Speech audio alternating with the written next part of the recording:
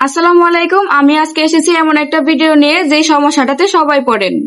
তো আমাকে একজন আপু কমেন্ট করেছে যে সেলাই মেশিন চালানোর সময় ভালোই থাকে, কিন্তু সুতার মধ্যে কোনো জ্বর নেই, কিছু নেই, মেশিন রানিং করার পরেই এখান থেকে সুতাটা ছিঁড়ে যায়। কিন্তু কেন সুতাটা ছিঁড়ে যায় সেটা আপু বুঝতে পারছেন না, আর আমি সেই সমস্যার সমাধানটাই এই ভিডিওতে দিব। সেজন্য দেখেন, আমি আগে একটু কাপড় সেলাই করে দেখাচ্ছি আপনাদেরকে কি জন্য হয় এই সমস্যাটা। এই যে প্রথমে আগেই আমার এখানে সুতা সেট করা আছে। এবার আমি ববিনের সুতাটা তুলে নিব। এই যে দুটো সুতা চলে আসলো।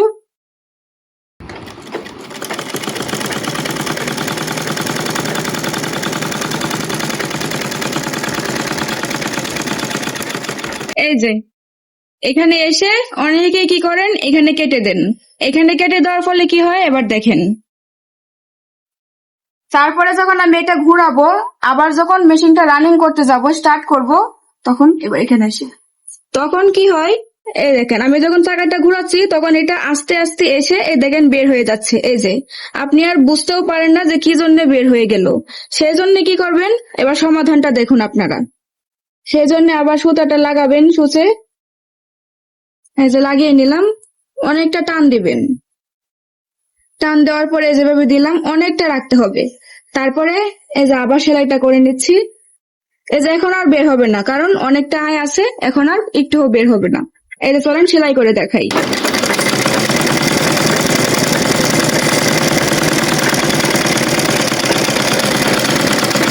এইভাবে অনেকটা আয় রাখবেন, তারপরে এসে এখানে কাটবেন।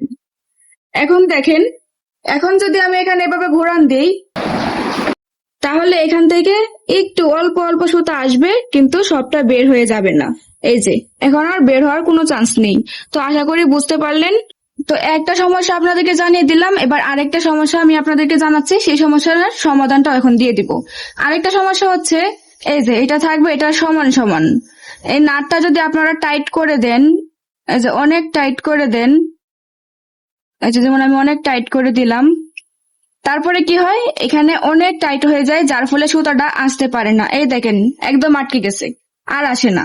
এখন যদি আমি সেলাই করতে যাই, এখন সেলাই করতে গেলে সেলাই অনেক আস্তে আস্তে হচ্ছে, গট গট শব্দ হচ্ছে, দেখতেই পাচ্ছেন শব্দ হচ্ছে, আর হুট করে এটা ছিঁড়ে যাওয়ারও সম্ভাবনা আছে। এটা ঠিক কি পরিমাণ টাইট দেখেন আসছে, এই যে ছিঁড়েই গেল। কি পরিমাণ টাইট হওয়ার কারণে ছিঁড়েই গেল। সেই জন্য এটাকে রাখবেন একদম সমান। এখন সমস্যাটা দেখালাম, এখন আপনাদেরকে সমাধানটা দেখাচ্ছি। এভাবে ঘুরিয়ে এনে এই সমানে রাখলেই আর কোনো সমস্যা নেই। প্রথমে এটাকে আমি এটা সমানে নিয়ে আসলাম। এখন দেখেন কত সুন্দর মেশিন চলবে, কোনো গটগট শব্দও হবে না।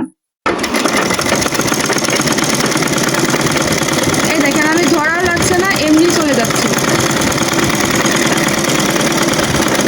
এখানে এসে আমি সুন্দর করে এখানে কেটে দিব। তো আশা করি বুঝতে পারলেন। এত সুন্দর একটা ভিডিও আপনাকে উপহার দিলাম, আপনি আমাকে একটা সাবস্ক্রাইব উপহার দিন। আরো যদি কিছু জানার থাকে অবশ্যই আমাকে একটা কমেন্ট করুন, আমি রিপ্লাই দিয়ে দিব।